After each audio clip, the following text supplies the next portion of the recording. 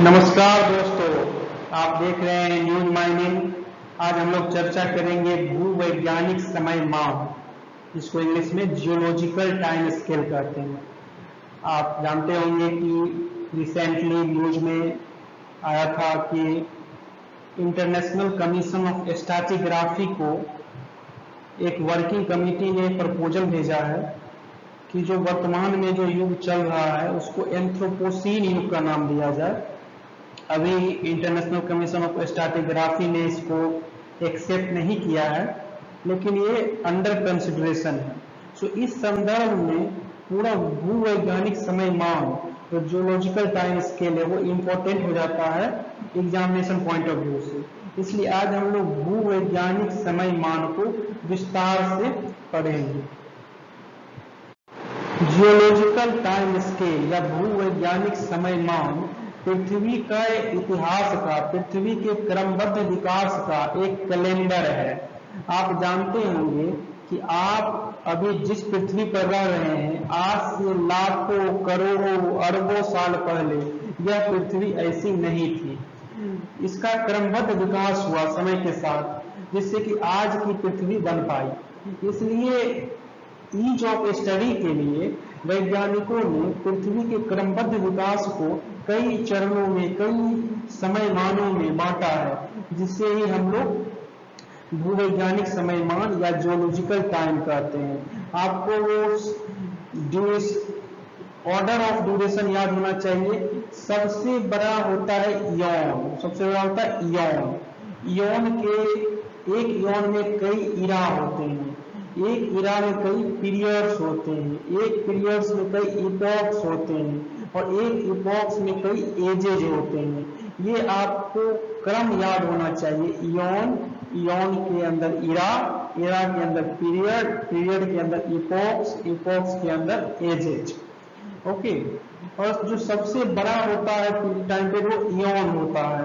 यह सैकड़ों million years, सैकड़ों लाखों साल का ये इयॉन हो सकता है। उसके बाद आता है इरा। इरा का जो बांटा जाता है, उसका आधार होता है डेवलपमेंट ऑफ लाइफ, मतलब जो जीवन का विकास होता है उसके विभिन्न चरणों के आधार पर। जैसे पैलियोजोइक मीन्स ओल्ड लाइफ, पुरानी लाइफ के लिए पैलियोजोइक वर्ड यूज किया जाता है। इंटरमीडिएट लाइफ, इसके लिए मेसोजोइक। रिसेंट लाइफ, इसके लिए सेनोजोइक। देन प्रत्येक जो पीरियड होता है, यह पीरियड बताता है कि पृथ्वी की संरचना में जो समय समय पर परिवर्तन हुए, उसके आधार पर पीरियड का निर्धारण किया जाता है। जैसे कंटिनेंट का बनना, ठीक है, पर्यावरण में परिवर्तन होना, विभिन्न प्रकार के जानवरों का उदय होना, विभिन्न प्रकार के वनस्पति का उदय होना, इसके आधार पर पीरियड का निर्धारण किया जाता है। लेकिन जो पूरा ये समय मान निर्धारण किया जाता है, इसके कई फैक्टर होते हैं, कोई एक फैक्टर के आधार पर नहीं किया जाता। लेकिन जो सबसे महत्वपूर्ण फैक्टर होते हैं वो होते हैं सेडिमेंट्री स्ट्राटा, मतलब जो जब पृथ्वी की खुदाई की जाती है कहीं पर भी, तो उससे विभिन्न प्रकार की मिट्टी मिलती है, विभिन्न प्रकार की गहराई के अंदर, और कार्बन डेटिंग प्रणाली के आधार पर उस मिट्टी की आयु पता कर ली जाती है, और उसके आधार पर विभिन्न प्रकार के टाइम स्केल निर्धारित किए जाते हैं। हालांकि ये सिर्फ एक फैक्टर है, कई फैक्टर मिलकर ये टाइम स्केल को निर्धारित करते हैं। ब्रह्मांड का उदय कैसे हुआ, यह पढ़ना बहुत जरूरी है, क्योंकि पृथ्वी एक बड़े ब्रह्मांड का एक छोटा सा एक हिस्सा है। इसलिए यूनिवर्स कैसे ओरिजिनेट हुआ, ब्रह्मांड का कैसे उदय हुआ, इसको जानना पहले जरूरी है पृथ्वी के क्रमबद्ध विकास को पढ़ने से पहले। तो ब्रह्मांड का उदय कैसे हुआ एग्जैक्टली कोई नहीं जानता है, लेकिन हमारे वैज्ञानिकों ने कुछ तथ्यों के आधार पर कुछ थ्योरी विकसित की है। उसके आधार पर ब्रह्मांड का उदय 13,700 मिलियन ईयर्स एगो, और 13,700 मिलियन ईयर्स पहले हुआ बिग बैंग के आधार पर। बिग बैंग क्या है कि पहले सर्वप्रथम जितनी भी ऊर्जा है, जितनी भी एनर्जी है, जितनी भी मैटर है, सारे कुछ एक सिंगल ऑब्जेक्ट में पैक्ड थे, जिसको सिंगुलरिटी कहा जाता है। और 13,700 मिलियन ईयर पहले क्या हुआ कि ये सिंगुलरिटी एक्सप्लोड हो गया। अपने इंटरनल टेम्परेचर और प्रेशर के कारण ये सिंगुलरिटी एक्सप्लोड हो गया। सिंगुलरिटी के एक्सप्लोड होने से काफी एनर्जी, काफी मैटर बाहर निकले, लेकिन ये पूरे ब्रह्मांड में एक समान रूप से नहीं फैले, बल्कि इन्होंने कई सारे नेबुला बना लिए। ये नेबुला क्या होता है? तो नेबुला ये हीलियम गैस का बड़ा जाइंट गोला, हीलियम गैस के बड़े बड़े जाइंट गोले बन गए, इसको नेबुला कहते हैं। और 12,000 मिलियन ईयर एगो यह नेबुला फिर से एक्सप्लोड हो गया, फिर से विध्वंस हो गया, जिसको सुपरनोवा एक्सप्लोजन कहते हैं, सुपरनोवा। और इसमें से कुछ नेबुला, इसको प्लानेटरी नेबुला भी कहते हैं, वो एक्सप्लोजन के बाद उन्होंने प्लैनेट्स बनाए, जिससे 12,000 मिलियन ईयर एगो कई सारे प्लैनेट्स बन गए। लेकिन जो सूर्य है और जो तारे हैं, सन एंड स्टार्स, वो काफी बाद में विकसित हुए, लगभग 5,000 मिलियन ईयर्स एगो।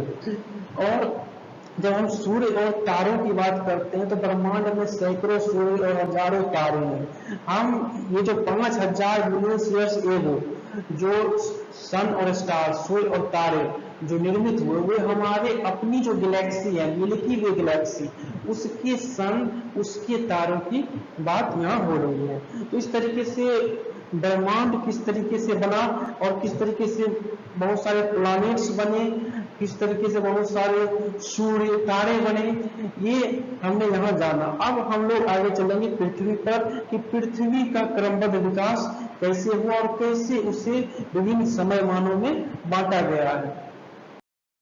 तो पहला जो पीरियड है पृथ्वी के क्रमबद्ध विकास का, वो है प्री कैम्ब्रियन पीरियड। चूंकि प्री कैम्ब्रियन पीरियड के बारे में बहुत ज्यादा जानकारी उपलब्ध नहीं है, इसलिए इसको पूरा इयॉन को इरा में, फिर पीरियड में, फिर इपोक में ऐसे नहीं बांटा गया है। पूरे प्री कैम्ब्रियन पीरियड में सीधे तौर पर 3 इयॉन रखे गए हैं। तो पहला इयॉन है हेडेन, इसका जो पीरियड है वो है 4800 से 3800 मिलियन ईयर से। वो इसमें ओशियन एंड कंटिनेंट फॉर्म्ड, मतलब महासागर और महाद्वीप बने हैं इस पीरियड में। और जो उस समय का वायुमंडल था वो कार्बन डाइऑक्साइड उसमें बहुत ज्यादा था। उसके बाद आर्केन, आर्केन का जो पीरियड था वो 3800 से 2500 मिलियन ईयर्स एगो था। इस पीरियड में ब्लू ग्रीन एल्जी जो शैवाल होते हैं और यूनिसेलुलर बैक्टीरिया फॉर्म हुए।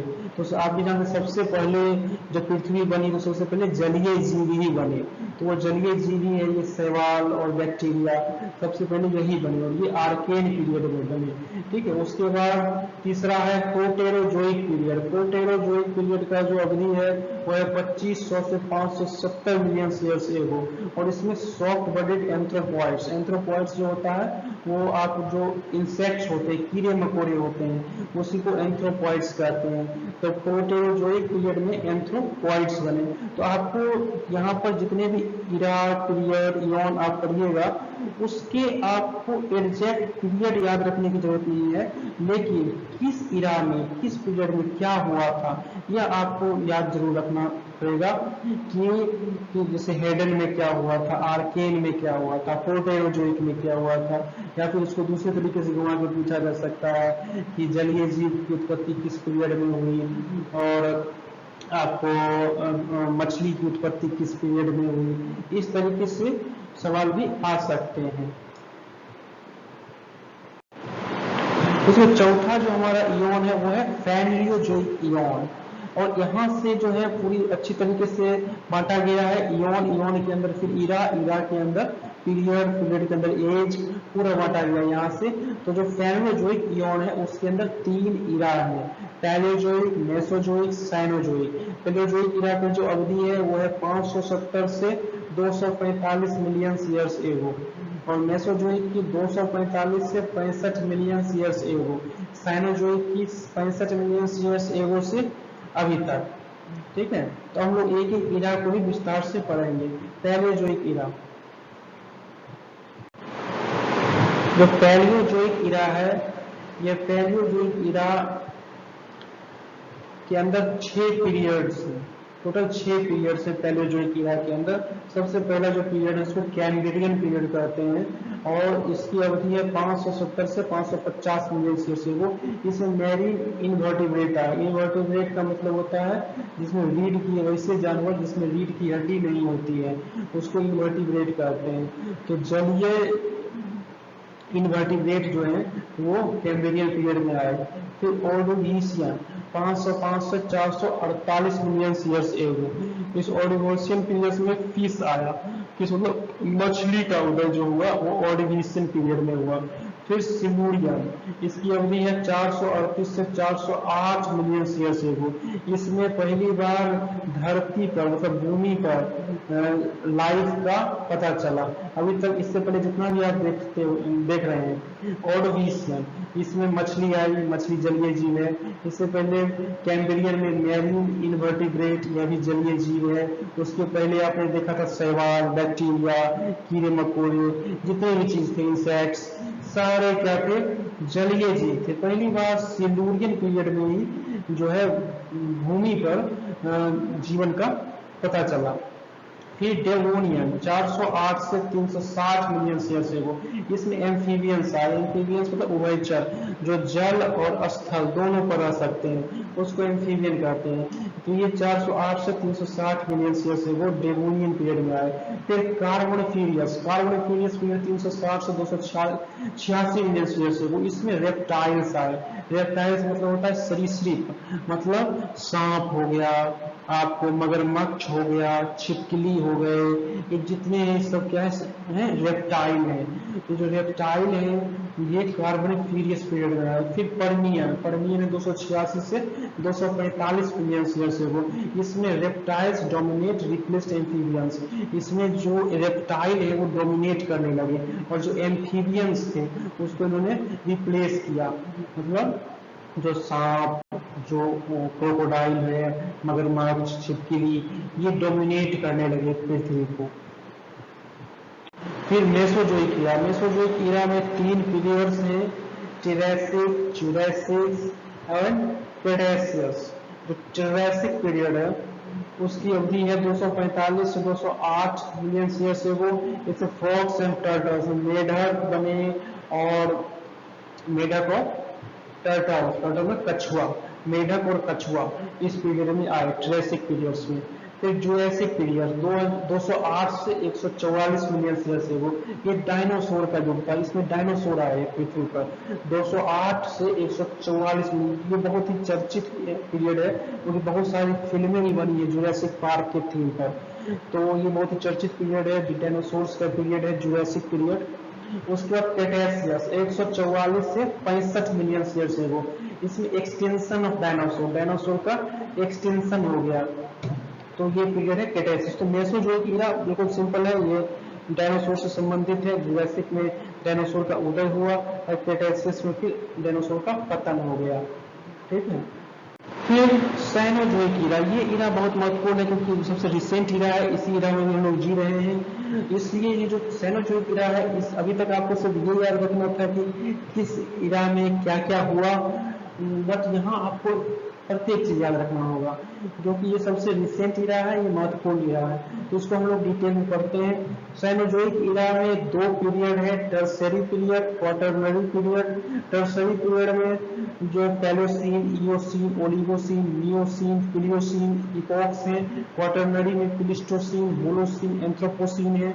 लेकिन इसको नाम देके घबराने की जरूरत नहीं है, मैं आपको शॉर्टकट बताऊंगा, इसके आधार पर आप आसानी से इसे याद कर सकते हैं। लेकिन उससे पहले हम लोग प्रत्येक इपोक में जानते हैं प्रत्येक इपोक में क्या क्या हुआ। पैलोसीन का की जो अवधि है 65 से 57 मिलियन ईयर्स एगो है।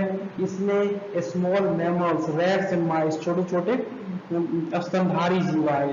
तो इसमें चूहे आए, ठीक है, चूहे, छुछुंदर, इस तरीके के छोटे छोटे जो जीव होते हैं, स्तनधारी जीव ही लेकिन छोटे छोटे स्तनधारी जीव। उसके बाद इयोसीन की अवधि 58 से 37 मिलियन ईयर से वो। रैबिट्स एंड हेयर्स, खरगोश आए इस पीरियड में। फिर ओलिगोसीन 37 से 24 मिलियन ईयर से वो, इसमें एप आए, एप जिसको आप देखते हो चिंपैंजी टाइप, वो आए।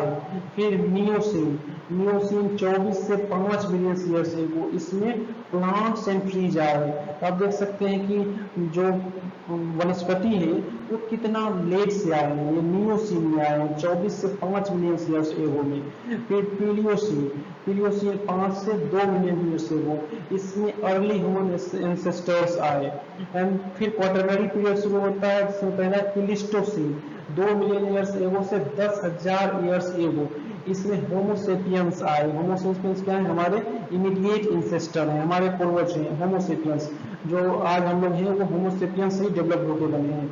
तो ये होमोसेपियंस प्लीस्टोसीन पीरियड में आए। फिर होलोसीन है 10,000 ईयर्स एगो से अभी तक, और ये मॉडर्न मैन का पीरियड है, जब हमारे जैसे आपके जैसे ह्यूमन जो है ये पृथ्वी पर विकसित हो गए थे, तो उसको होलोसीन कहते हैं। अब जो एक नया इपोक जो प्रपोज किया गया है वो एंथ्रोपोसीन इपोक। इसको किस आधार पर प्रपोज किया गया है कि जो अब जो है, जो ह्यूमन बीइंग है, जो मनुष्य है, वो पृथ्वी की प्रोसेस को, पृथ्वी की प्रक्रिया को प्रभावित कर रहा है, इसको प्रभावित कर सकता है या कर रहा है। इसलिए इस आधार पर इसने क्षमता विकसित कर ली है पृथ्वी की जो नेचुरल प्रक्रिया है उसमें हस्तक्षेप करने की, उसमें परिवर्तन करने की। इसलिए इस आधार पर इसको एक नई युग की शुरुआत माना जाए, एक नया युग इसको घोषित किया जाए। तो इसलिए इसको एंथ्रोपोसीन इपोक का नाम दिया गया है। अब इसको याद करने का एक छोटा सा तरीका है कि pigeons egg omelette make people perfectly healthy always. Pigeons egg omelette make people perfectly healthy always. मतलब सीधा है कि मोर के जो अंडे खाने से जो मनुष्य है वो हमेशा हेल्दी रहता है, पूर्णतः हेल्दी रहता है। तो इसको एक ऐसा बनाया गया है कि जिससे आप इसको याद करने में आसानी होगी। पिजन्स पी से स्टार्ट होता है और यहाँ पेलिस्ट, इसलिए यहाँ क्या होगा पेलियोसीन। एग ई से स्टार्ट होता है इसलिए इयोसीन। ऑमलेट ओ से होता है ओलिगोसीन। मेक एम से होता है इसलिए मियोसीन। पीपुल पी से होता है इसलिए पीलियोसीन। परफेक्टली बी से होता है प्लीस्टोसीन। हेल्दी एस से होता है होलोसीन। ऑलवेज ए से होता है इसलिए एंथ्रोपोसीन। तो इस तरीके से pigeons egg omelette make people perfectly healthy always. ये शॉर्टकट से आप इस इपोक्स को आसानी से याद कर सकते हैं। अब एंथ्रोपोसीन इपोक के बारे में थोड़ा और जानते हैं कि एंथ्रोपोसीन वर्किंग ग्रुप जो एक इंटरनेशनल कमीशन ऑफ स्ट्रैटिग्राफी नहीं बनाई थी, उसने वोट किया इन फेवर में कि एंथ्रोपोसीन युग की शुरुआत होनी चाहिए। एंथ्रोपोसीन जो वर्ड है उसको सबसे पहले 2000 में Nobel laureate Paul Crutzen and Eugene Stoermer ने इसकी शुरुआत, इसको सबसे पहले क्वाइन किया था, इसको उछाला था। उसके बाद से जो सब इसमें तर्क दिए गए हैं कि मनुष्य किस तरीके से धरती को की प्रक्रिया को प्रभावित कर रहा है, उसमें है जैसे global temperature, sea level, ozone layer depletion, acidifying ocean, ठीक है। तो जिस तरीके से प्रदूषण मनुष्य की प्रक्रिया से फैल रहा है, क्लाइमेट चेंज हो रहा है, समुद्री स्तर, जल स्तर बढ़ रहा है, ग्लेशियर पिघल रहे हैं, तो ये सब ह्यूमन एक्टिविटी के कारण है, मानवीय क्रियाओं के कारण है। इसी को आधार बना के एंथ्रोपोसीन युग की शुरुआत के लिए कहा गया है। और जो स्टार्टिंग ईयर कहा गया है एंथ्रोपोसीन का, वो 1950 कहा गया है। क्यों? क्योंकि 1950 वह पीरियड है जब बड़े स्तर पर कई सारे देशों ने परमाणु बमों का, जो परमाणु बम बनाने की प्रक्रिया शुरू की, परमाणु विस्फोट करना शुरू किया, ठीक है। तो इस कारण से 1950 को जो है इसका स्टार्टिंग पीरियड मानने के लिए कहा गया है एंथ्रोपोसीन युग का। तो ये आपको एंथ्रोपोसीन युग के बारे में लगभग जानकारी दी गई है। उम्मीद है आपको ये वीडियो अच्छा लगा होगा। अगर ये वीडियो आपको अच्छा लगा है तो प्लीज हमारे चैनल न्यूज माइनी को सब्सक्राइब करें और वीडियो को लाइक करें। धन्यवाद।